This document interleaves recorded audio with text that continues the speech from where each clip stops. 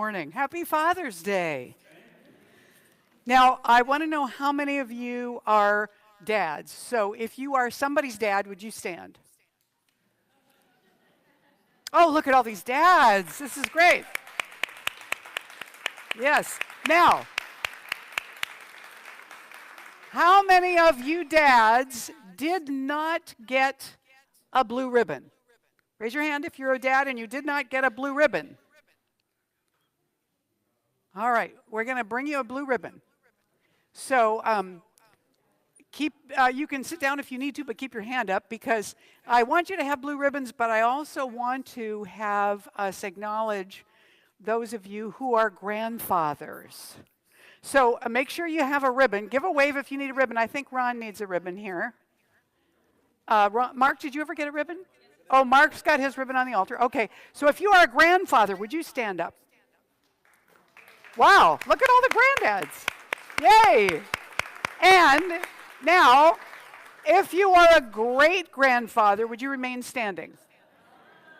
Woo! Look at that! Yay! Fantastic. Yay, yay, yay. Do we have any great-greats? Are you a great-great, Jerry? No. I would have been astonished. That would be amazing. I've been talking about vulnerability this month, and I think in some ways there's nothing more vulnerable than being a parent. You know, it's the kind of thing that you spend time trying to get ready for when you know you're going to be a parent. And it's sort of like death in the sense that no matter how ready you think you are, you're really not ready. And it becomes a whole new revelation when you experience it. So you have to kind of learn how to become a dad, and that's a vulnerable place to be, particularly, I think, in the world that we live in right now, where dads' roles are becoming less crystallized, which in one way is really great because they can be almost anything, but also is a bit confusing sometimes in terms of, you know, what's okay for me to be or do, you know, now. So we're still looking at vulnerability, and I called the talk this morning, It's a Tie. Now, there's a story to this that I heard many years ago from my former mother-in-law about my former husband. It seems that he was, a little guy. Father's Day was coming. They went out and got a gift for Dad for Father's Day, and he was so excited about that gift. And so the day of Father's Day came, and he was going to be allowed to give Dad the gift. He had an older brother, but he was going to give Dad the gift, and so he had it behind his back. And he came out, and he was almost dancing. He was so excited. He came out, and he handed it to his dad, and he goes, "It's a tie." It was a wrapped present, of course, but he could not contain himself any longer, right? Now this is the man right here that story is about. Not the dad, the son. This is my ex-husband, Will Shelton. This is our son, Luke, and this is his son, Toby. So we got 3 generations of guys there, but really, the story wasn't just about Will. It was also about his dad. And this is Lee, and this is Luke when he was a little guy. So you can see he's changed a bit. But you notice the family resemblance. So when you become a dad, one of the things that happens is that you enter into this role unknowingly where sometimes you hold yourself or somebody else holds you to a higher standard than you can reach.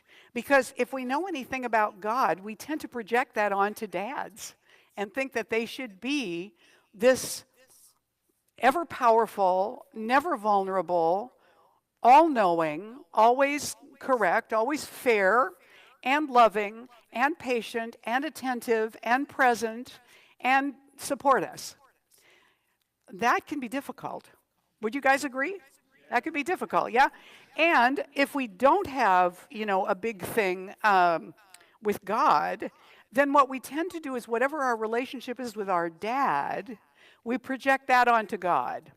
So the roles that dads have generally, the way we see them, are as provider, protector, and guide. Those are kind of generally what we see dad doing. And so we might say, for those who are becoming dads, well, is it God I'm supposed to be, or is it just super dad? Which of these roles am I really supposed to be fulfilling? And the more we try to be super dad, I think for dads, the further you have to fall, but also you could land in the stars sometimes. Now this dad with his daughter on his shoulders in the cape, I don't know if you can tell that he also has a superhero mask on as they're looking into the sunrise or sunset there, whatever it is. So dad is a hero in this moment, but I think sometimes dads, when they're starting out, when they're looking ahead, I mean, if dads are anything like I was as a mom, a new mom, I wanted to be the perfect mom, the God mom, And so the question is, do I want to be just like my dad was? Do I want to be a mentor? Do I have a dad that I have that kind of vision about? Do I want to be a dad who's a kind, humorous, mentoring dad? Or do I want to do everything just like my dad? Or do I want to be nothing like my dad? If you have a dad who is scary or abusive or possessed, perhaps, you might not feel like you wanted to emulate that, at the next part of your life. And so when we are looking at the human versus the divine, there are aspects of dads that we want to bring and experience as the kids, but also now, since we're all adults, the question isn't so much, what my dad did either well or poorly in my life and how it's affected me, but what am I going to do about it now? And what am I going to pass on? What are the aspects of a dad that all of us really want to be more like? So I found all these great dads. Here is the dad who's present and available. Here's the dad who's roughhousing. Here's the dad who is teaching through play. Here's the dad who is being creative through messiness, and the affectionate dad. We have all of these dads. This is the dad who's a guide. These are the goofy dads. This is the affectionate dad. This is the present, loving dad. I went looking for stories about dads and things that they've said because I love them. And one of them was this way. The family was, now if you have a dad like this is what my former father-in-law was like. And maybe what my ex-husband is a little bit like too. It says the family was viewing old slides and one flashed on the screen that caught everyone's attention. My father, wearing his favorite golf shirt, was holding me at the tender age of 3 weeks. The look on his face told all. There's my prized possession, my father said. Touched, I smiled at him as he continued, I wonder whatever happened to that golf shirt. That's the mischievous dad. That's the playful, mischievous dad. Then there's the supportive, encouraging dad. Jim Valvano, I don't know who he is, he said, my father gave me the greatest gift anyone could give another person. He believed in me. And then there's the goofy dad, the dad who revisits an experience of humility, or who does something quirky, so that even when you try to fix him somehow, he makes it his own. Dad is old school, this gal says. He keeps all his money in the underwear drawer. One day I bought him a personal safe in the shape of a paint can with a false bottom so he could keep his money in the workshop instead. Later I asked Mom if he was using it. Oh yes, he put his money in the same day, she said. No burglar would think to look on the work shelf, I gloated. Oh, they won't have to, Mom replied. He keeps a paint can in his underwear drawer. Now, the question there for me is, did he put the paint can in the underwear drawer because he still wanted to keep his money in the underwear drawer, or because, in a way, he wanted to be playful toward a daughter who was trying to influence him to do something that she thought would work better? Dads are sneaky. They do stuff like that. And if you have that kind of dad, you know what I'm talking about. The dad who is the provider is the dad who brings to parenting not only what is necessary for that child's survival, but oftentimes what is educational and sometimes what is surprising or delightful. He also brings certain intangibles like affection and attention and encouragement and time and presence. And not to forget that dad, is really the reason that any of us are here. I remember when my son was born, we were at home. My father-in-law at the time went and picked up my mom, who didn't drive, and his wife at that time, when the baby was born, she was out of town. So he went and got my mom, and they came to make their first visit at the house with the baby. And I was sitting up in bed with the baby, with Luke, and my husband was there, and my father-in-law and my mom stood in the doorway and just marveled and looked at us, and suddenly my father-in-law said, if it wasn't for the two of us, none of you would be here. Now, he was a retired Air Force colonel, but this story is about an Army major. My father, this is not my own dad, but my father, an Army major, was conducting a field test when communications went dead, and immediately he jumped into a Jeep and ordered a sergeant to drive him quickly to the command station. When my father and the sergeant ran in, the group cheered their arrival, and the commanding officer stepped forward and shook my father's hand. "Well, don't congratulate me, sir," my father said modestly as he pointed to his driver. "It was all the sergeant's doing." Commanding officer nodded and turned to the sergeant. "Congratulations," he said, "the major's wife just had a baby girl." So dad, as provider, I think we can agree, is the provider of actually the life we're living. And so we're alive because of them. But also, we're here for a reason and a purpose.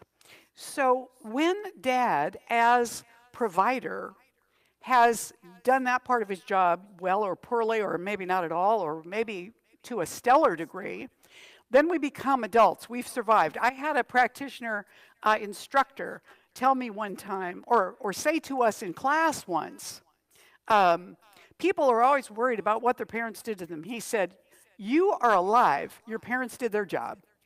You made it to here. So now the question is, how do you carry forward what becomes valuable in that? If the presence of the infinite beingness, Father, Mother, God, exists in all of us, then that principle of feminine and that principle of masculine exist within us as well. But I don't think that God is a gender. I think that God is an energy, a presence, a wisdom that encompasses all of those qualities and all of that possibility. And that means that no matter how well or poorly we were fathered, that we have qualities within us that are strong, that are leading and guiding, that are providing and protecting. And the question then becomes, how are we going to use those? How are we going to use those well? Are we going to become providers in service in some way in the world? Are we going to become protectors by being advocates and standing up for those who can't stand up for themselves? Are we going to be guides in terms of being willing to share our knowledge, our experience, our wisdom with other people when it's needed and necessary? So you can see how that father principle then of provider, protector, and guide comes back to us. That there's a certain point at which we need to move just from dad to applying these same things to us. So we also have dad as protector. So, this is dad as provider. So these guys, they're doing their work. Now, maybe not all dads are blue-collar dads, but they are providing through the work that they're doing. Some dads sit at computers, some dads act, some dads construct buildings, some dads design things, who knows?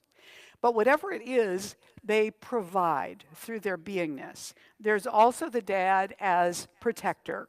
If you've ever seen How to Train Your Dragon, this is Hiccup's dad. He is the head Viking, and there's nothing not protective about him.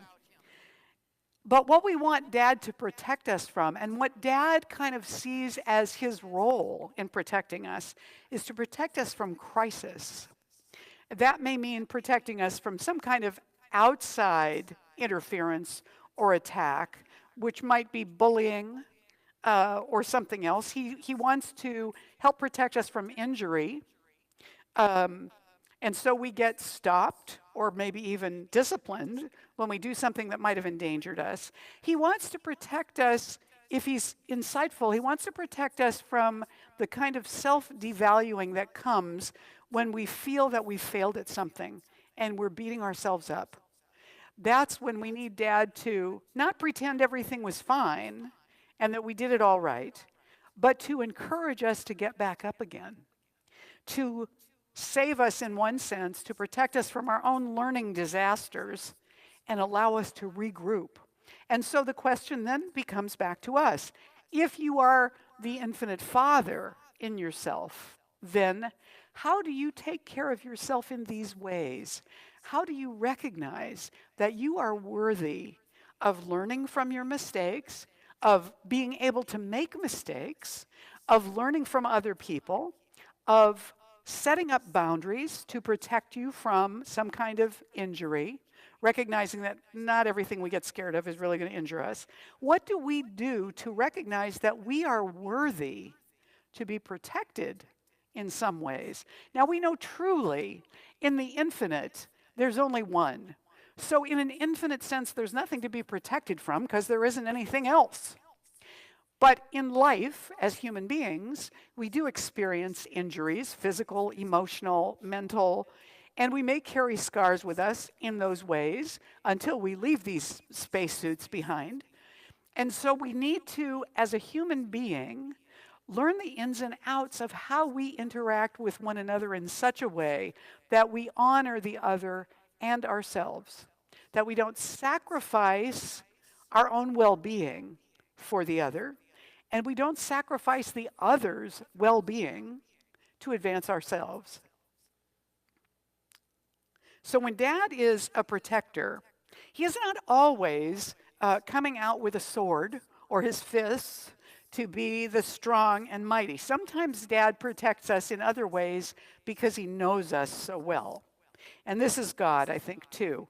But this little story I've told you before, I just love it, about a dad very subtly being a protector. So this young gal says, before I took the old family car to college, my father loaded the trunk with soft drink bottles filled with oil, coolant, and transmission fluid. Sure enough, my car overheated. And scolding myself for not listening to my father's instructions about what to do, I opened the hood and looked at the engine and saw how well he knew me. The oil cap was labeled Dr. Pepper. The transmission stick, Coke, and the empty coolant container, Diet Pepsi. I finished the trip safely, she says. So Dad becomes a protector in a whole lot of different ways. And he becomes a protector to assist us when he kind of knows better than we do, but he doesn't want to let on that that's the case. So he sets it up so we'll be okay, even if we don't realize that he did it. Does that make sense? And finally, we have Dad as the guide, Dad as the supporter of learning, of creativity, of activity, of taking risks that are risks worth taking in manageable steps, or maybe steps that are just a little bit too big for us. And it helps us to reevaluate when we have taken a step that's too big for us, what do we do now? Rather than quit and go home. What do we do now? Ernest Holmes, speaking about the Father within, says, in living without fear, we shall never know any God greater than the God which our inner consciousness proclaims. for the reason that this inner proclamation is the Father within us. That silent voice, that divine urge, that insistent demand made upon our minds is the original spirit. The impulse back of our constructive acts is the original creative genius of the universe flowing through the channels of inner perception in our own minds. And within us, this cause, perennial in its eternal youth, is ever born anew into creation. This inner original spirit is forever being reborn into creation. And it doesn't just mean with every child that's born. It means with every moment, with every new day that we wake up. We are that incarnation coming forward again, fresh and new and abundant. So when we have God, yes, we have God and we have Dad as a guide, then we have a being that provides sometimes discipline when appropriate, who by his very being communicates principles and values that he lives by, maybe by word also, but particularly by deed. And he teaches us life skills, how to cook, how to play the guitar, how to sail a boat, how to build a doghouse. And he advises as appropriate, hopefully. And as appropriate generally means when we're really floundering or when we ask for it. So the dad who disciplines. When I was in the School of Ministry, I met a man who was at that time the minister at the church in Dallas. His name was Gene Graves. And Gene had been a DJ, a successful DJ on a local radio station. He also had been a raging alcoholic and an atheist. I can't remember the story of how he came into the science of mind and became a minister, but he kind of felt that he was especially well qualified to be one because of his past experience. And he said when he first got into this teaching, one of the things that happened was that he began to find that life didn't give him as much leeway for screw-ups, it seemed, as it once had. That he used to be able to say things unconsciously or be rude to people, and now, boy, the universe would just smack him if he did that. Or he used to be able to make up a story to make himself look good, but now the universe would catch him when he did that, and he would end up being embarrassed instead of, feeling great. And he said, I could not figure out why, as I was becoming more conscious, the universe seemed to be beating me up all the time. And he said, and then it was that I realized that the universe had created for us all guardrails. And that as I became clearer about my path, God was just lovingly narrowing the guardrails to help keep me on track. That's an excellent kind of discipline, to allow us to discover for ourselves, hey, you know what? This is really not working. Maybe I should try something else. I wonder what that would be.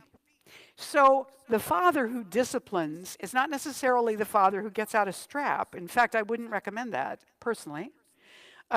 Is not necessarily the father who demeans the kid and makes him or her feel about this big. I wouldn't really recommend that either. But we all slip into places where something like that might come up.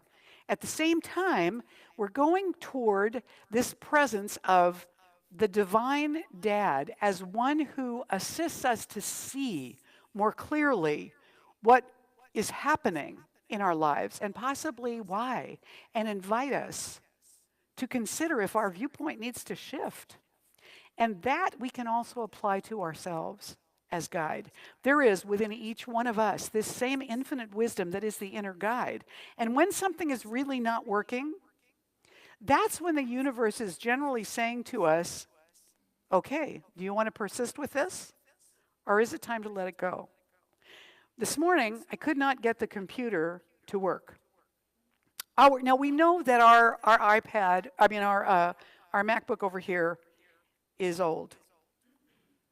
If any of you were great-grandfathers, you would be young compared to our computer over here.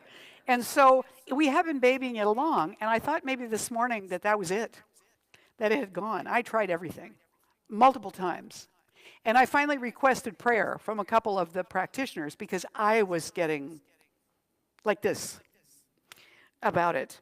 And then, just at the time we got ready to do the prayer circle this morning, it dawned on me, maybe it's not going to work. Maybe I'm just going to have to let it be and let it go for today.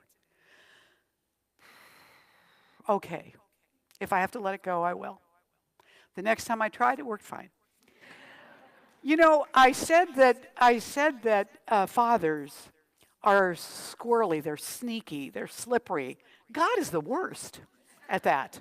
You know, I think that and in Science of Mind, we talk about God in such a way that you'd think that we actually had the idea of God nailed down. And this is what religion does. We tend to talk about God like God is someone we have analyzed completely and we thoroughly understand God. Can't do that for anybody else, but for God, we've got it handled. So I think that the question really becomes, or the issue really is, we have no idea who we're dealing with. And that this presence is so immense and contains so many qualities and possibilities that the spontaneous, the surprising, the unpredictable, the playful, the coyote spirit is happening with the divine presence. So sometimes when we ask for guidance, it comes back to us in the form of a joke. It doesn't come back to us directly like we heard a voice that said, go forth and buy a Prius. You know, we are instead guided and directed in much more subtle, slippery ways to move us in the direction that we need to go. You know, that coyote spirit is the trickster, the playful one, who you never know what might be introduced to you.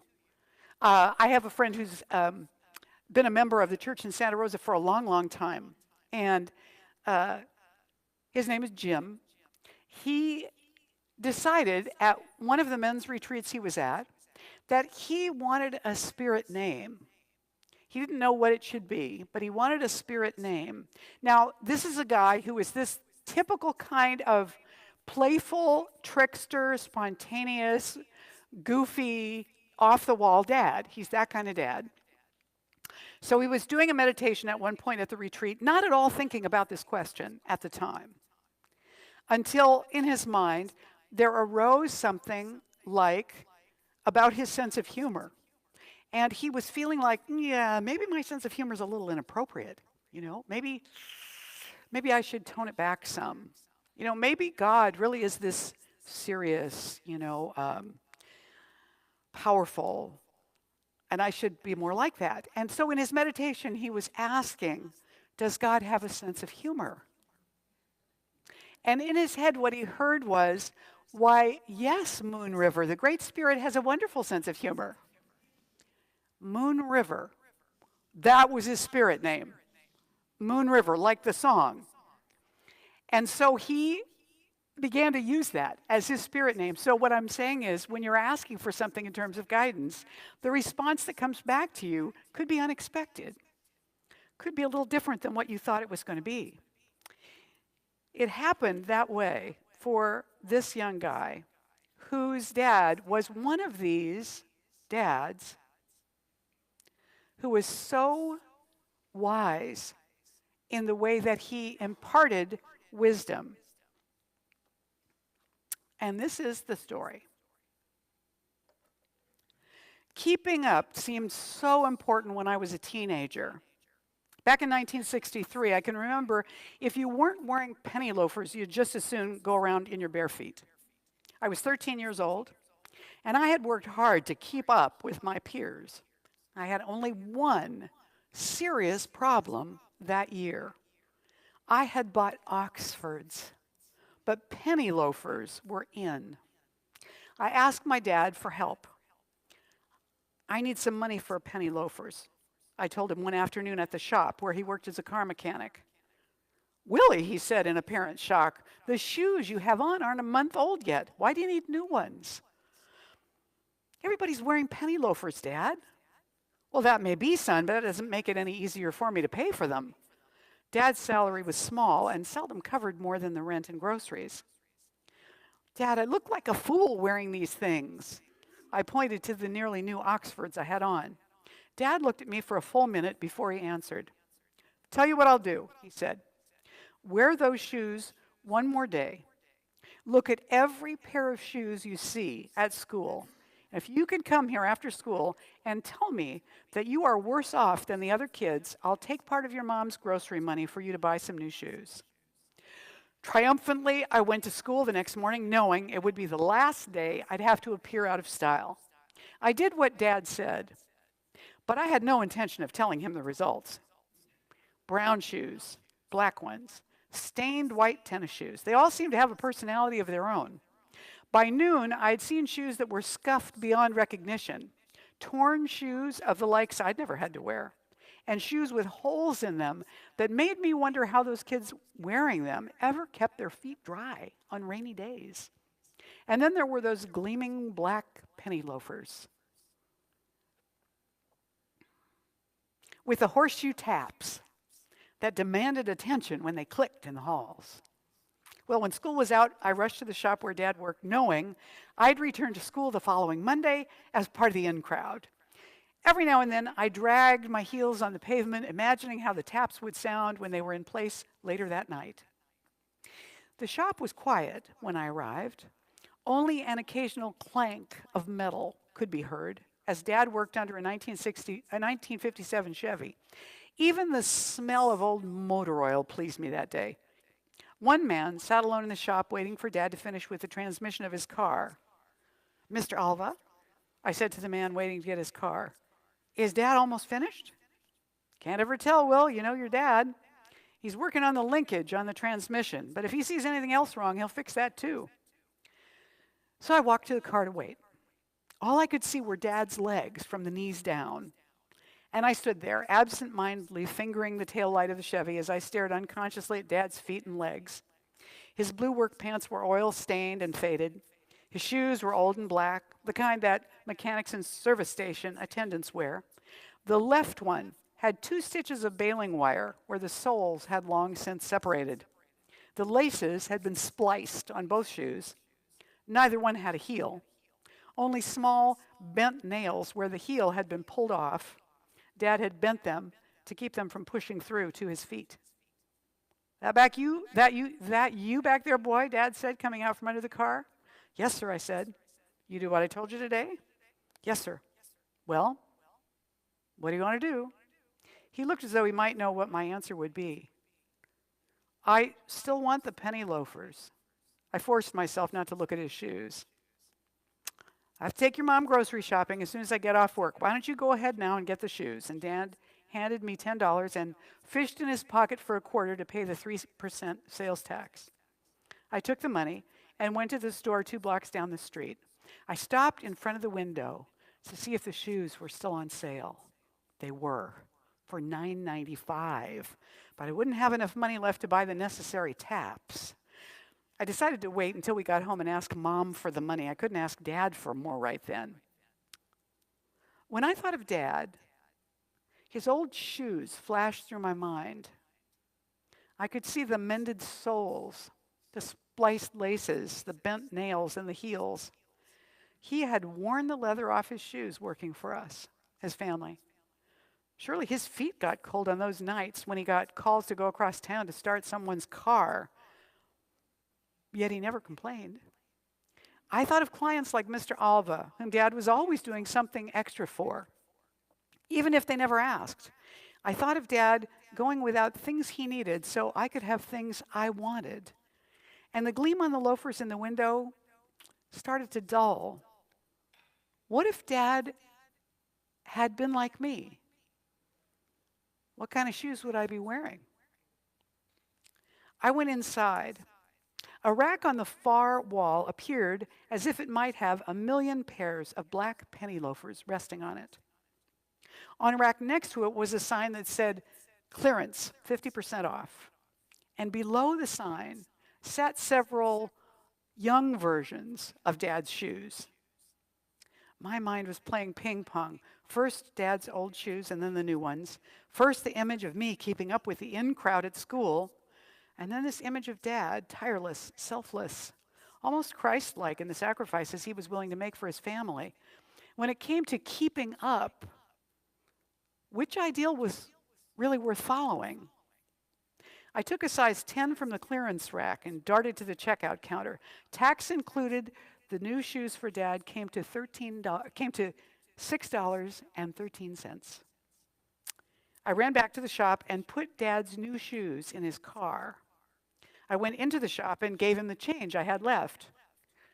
I thought the shoes were $9.95, he said. They were on sale. I took a broom from the nearby wall and started helping Dad sweep up. And at 5 o'clock, he signaled that it was time to go. Dad picked up the box when we got in the car, and when he opened it, he just stared without saying a word. He looked first at the shoes and then at me. I thought you were going to get those penny loafers, he said. I was, Dad, but I couldn't explain the rest. How could I tell Dad that his was the image I had chosen to follow, or that when it came to keeping up, I wanted to try and keep up with the very best. I wanted to be more like the good man God had given me as a father. Dad put his hand on my shoulder, and we sat looking at each other for a moment. Nothing else was said.